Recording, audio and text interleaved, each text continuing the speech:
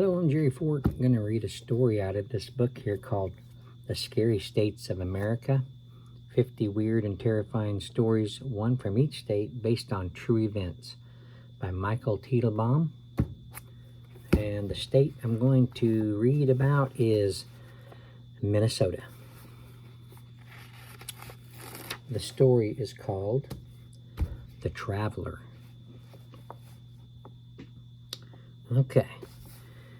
There are times I wish I could send myself from one place to another via a high-speed broadband connection, like a giant human text. Can someone out there invent that, please?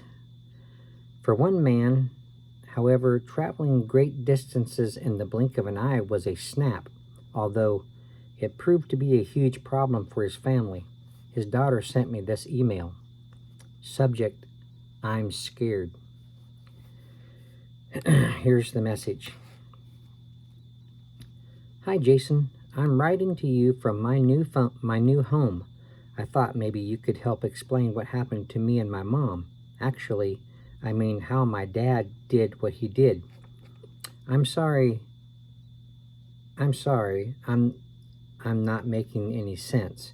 Can I just tell you what happened and why I'm still scared? Signed, Brenda. Of course, I told her she could tell me her story. Naturally, I was curious, and she sounded like she could use a friend. Here's the chilling tale she told.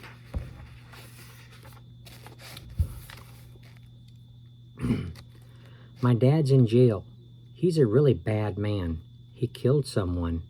I used to think he was okay, but even when I was little, I didn't know why he was always yelling at my mom. I'm 12 now, and I still don't really understand what he was so mad about all the time. Anyway, about a year ago, my parents got divorced. Of course, it was tough, but I knew my mom was really unhappy, and I was glad that the yelling and fighting would stop. I didn't see him much for the first few months after that. Even at his worst, I would never have believed that Dad could commit murder. I was really shocked when we found out that he had gotten into a fight at a bar and things had gotten out of hand. The cops said that he smashed some guy over the head with a bar stool and then kept beating him. The guy died.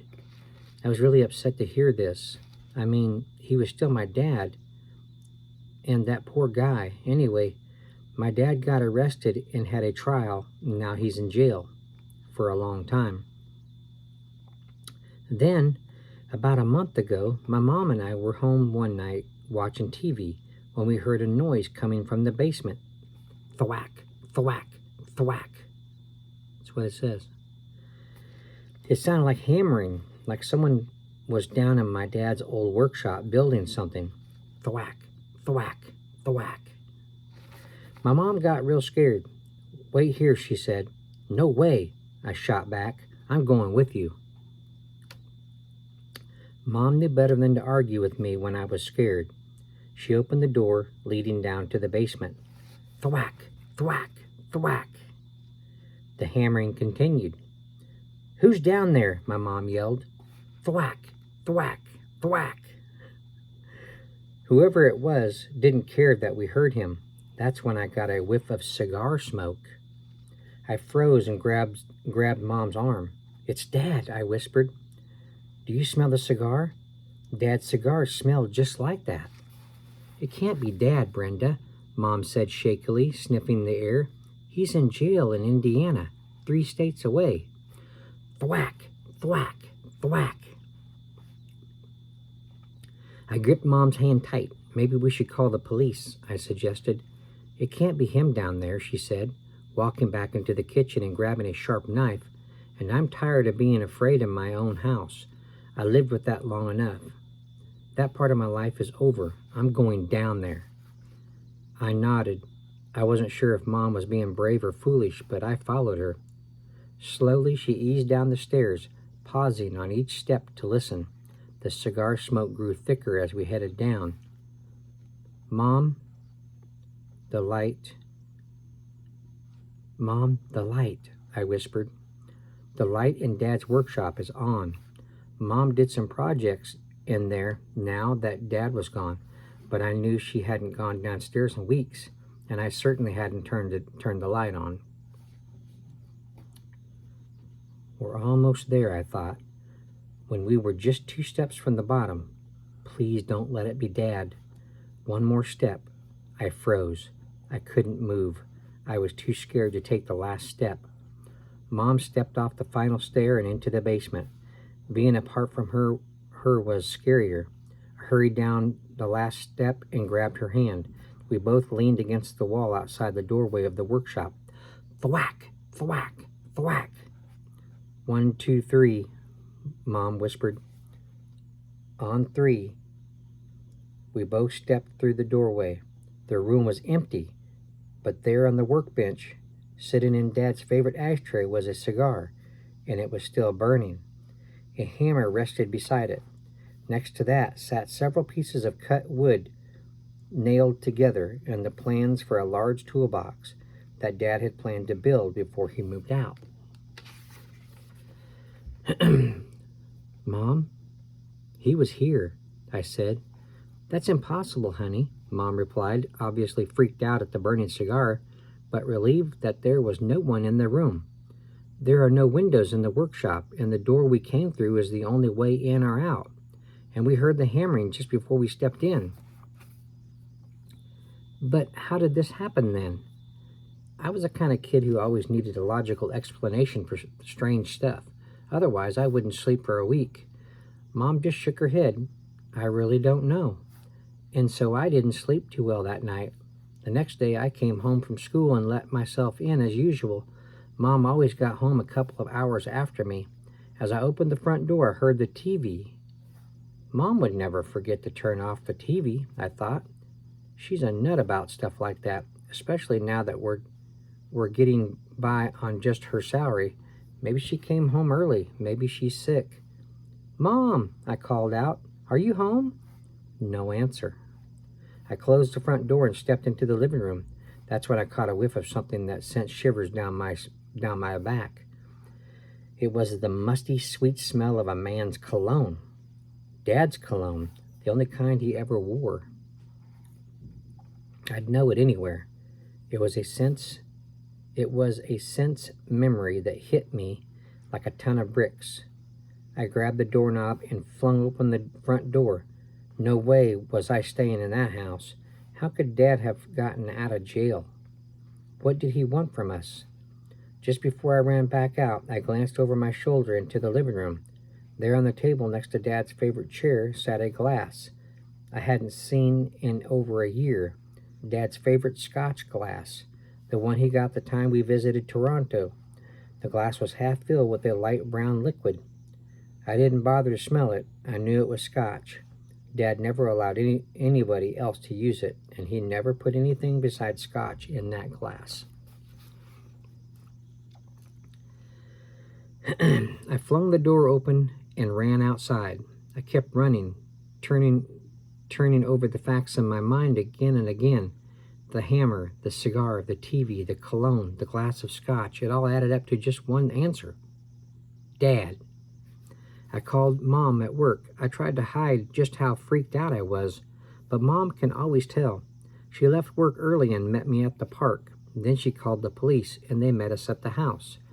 Mom gasped when she stepped inside and saw the TV on and the glass of Scotch.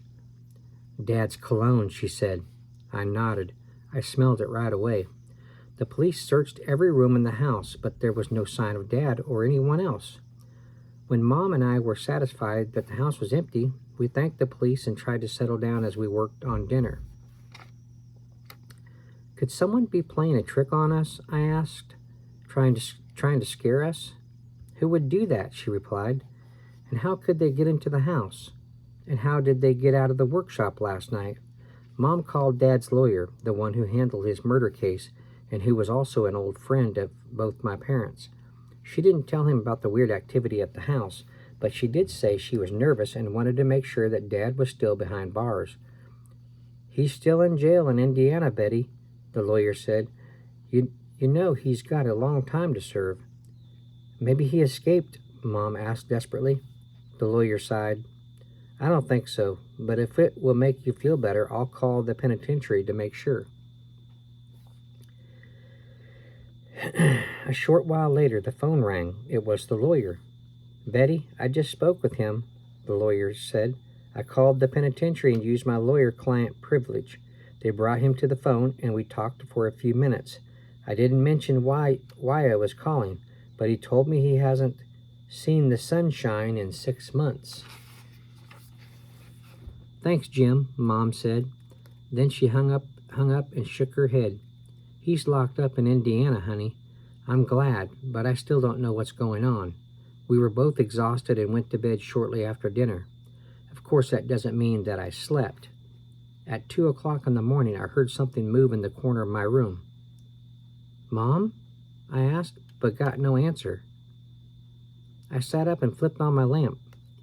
There, leaning against the dresser, was Dad, smoking a cigar and sipping a scotch. Yee! That's what it says. Y-I-I-I-I. Yee! I shrieked as I dashed from the room.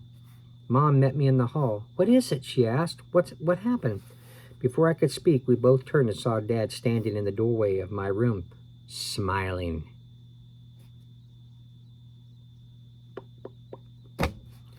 We tore down the stairs and raced for the front door. Dad was leaning on the front door, blocking our way. We ran through the house and out the back door. We dived into the car and Mom sped away.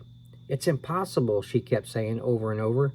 She called the prison herself this time, but they told her that Dad was right there in his cell. We spent the night at a motel and never went back to the house. We moved into an apartment shortly after that. Then one night, the phone rang. I picked it up.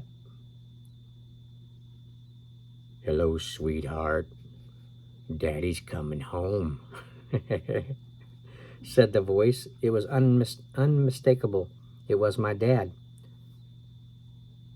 I glanced at the caller ID. It was a payphone in our area code. Dad was nearby. We moved again to a new house, which is where I'm writing you from. But I'm scared. If Dad can move from place to place like that, if he can get out of a prison 3 states away and show up here, there's nothing to stop him from finding us anywhere. He can come and hurt my mom. I don't want to see him ever again. Can you help us, Jason? Can anybody help us? That's the end.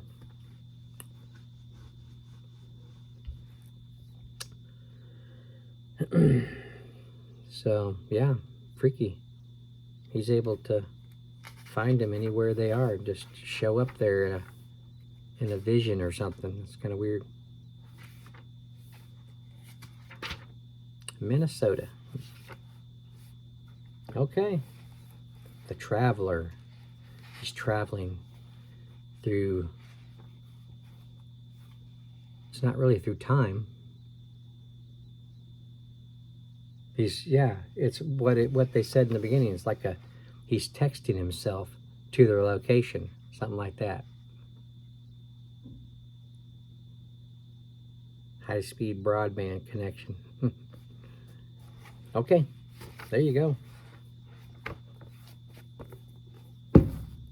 Scary States of America by Michael Teitelbaum. Do you like these kind of books? You want to get you a copy for your collection of paranormal type stuff? Excuse me, get you one. All right. Thank you for watching. I appreciate it. See you on the next one. Bye.